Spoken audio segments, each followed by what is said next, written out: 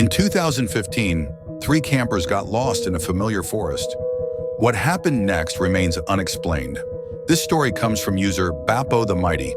A few years ago, during a scouting trip, I was asked to head into the woods surrounding our campsite to find a long, straight stick suitable for carving. I set off with two girls named Amy and Harriet. Harriet was older, and Amy only 1 year older than me. We had been walking deliberately in the same direction to avoid getting lost, memorizing the surroundings as we went. About 15 minutes in, we couldn't find anything suitable, so we turned around to return to the campsite.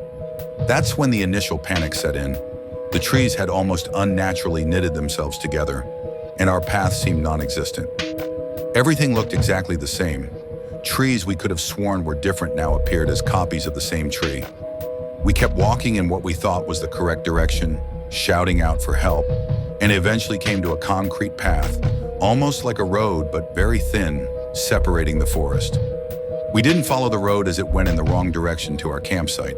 On the other side was more forest and an abandoned shack, likely used for storage.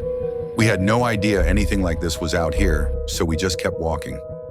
Eventually, we came to a road we didn't recognize.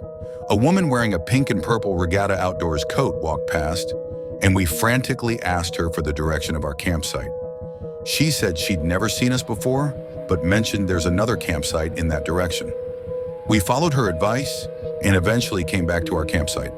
We frantically apologized for being so long and that we couldn't find anything.